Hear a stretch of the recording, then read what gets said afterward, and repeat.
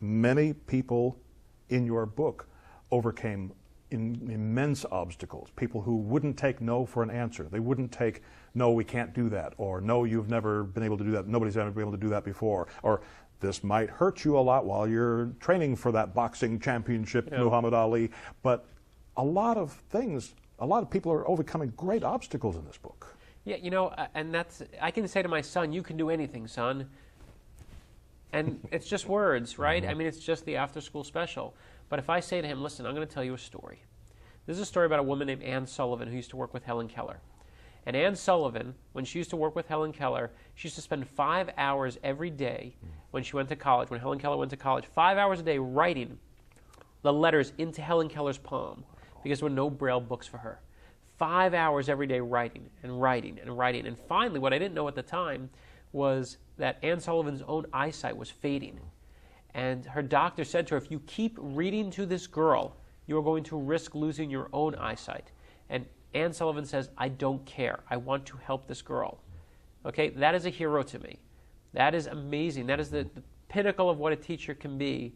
And I want my kids to learn that story. And when they hear that story, they know it's true.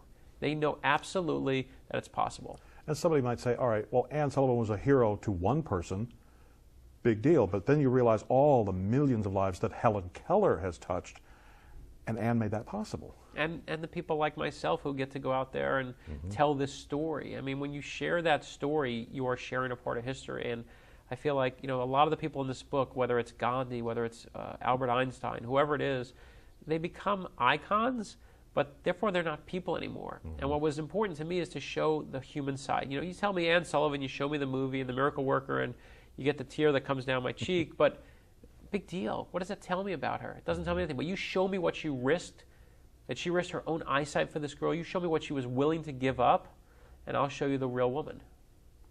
Brad, we have a question from Jerry from Seattle. He says, I noticed that almost all these people in your book are from the past. Do we not have as many heroes today anymore? Good question, Jerry. I appreciate that one. And I actually do. We've just been talking about the ones from the past, but there are actually plenty of from today. And I thought it was important to say, I didn't want to just say these heroes existed in the past. I wanted him to know, I wanted my son to know that they're everywhere. There's a story of Frank Shankwitz, who I just actually got an email from. Frank Shankwitz is a police officer, and Frank Shankwitz found out about a little boy with leukemia.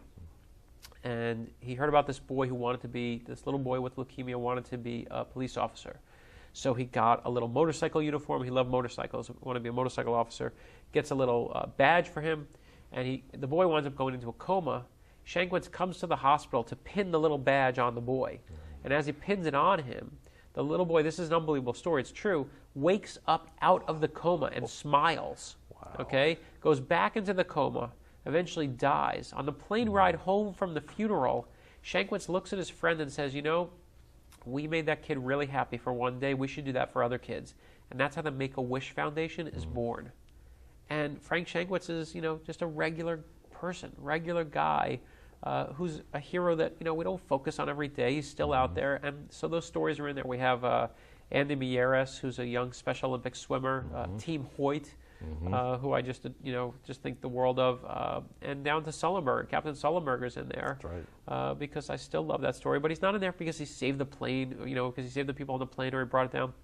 What he's in there for is he's in there because of his humility after it all happened. When the entire world press comes to his door and he says, you know what, I was just doing my job. I love that humility, and that to me is the lesson of it that he can offer. Your Thomas Jefferson story is a story of humility. Yeah, Thomas Jefferson is not in the book because he's written the Declaration of Independence. He's in it because he actually never took credit for writing it. He never bragged about it. In fact, the average American did not find out that Thomas Jefferson was the author until after he was elected president, and some until he died, and it was in his obituary. And I love that. I mean, imagine the guy runs for president and doesn't get up there and say, hey, everyone, you know that document that you love so much? That was me. Yeah, I wrote that. That was me. TJ, that's me. And he called himself TJ, by the way. And so he, but I want my son to learn that humility. I want him to know that that's possible and that it exists. And people actually, I mean, imagine a politician today doing that. Yeah. He'd write a book about it and then go on book tour and probably end up on Autographaroo, but that's a whole other story. And you'd be adding to our problem. Yes. Thanks very much. Tell us about the reaction that you got from Jonas when you read him the Roberto Clemente story. Yeah, so a couple weeks back, I got the first proofs of Heroes for my son. And I gave it to my son, and this is the moment, right? This is it. I get to hand. The Norman Rockwell moment. It's a book called Heroes for My Son, and I'm giving it to my son, right? This is it. This is narcissist central, right? It's perfect. I love it. He's reading my words to me. It's all right. And I'm just waiting for him to tell me that we're going to go out and change the world that night. I'm like, don't take your shoes off, Jonas, because we may have to go out and save the world tonight. And we're reading the story, and I tell him, listen, pick anyone you want. You pick any hero in the book. Every page is one different hero. And so he doesn't care about Rosa Parks or Eleanor Roosevelt. He wants one of the athletes.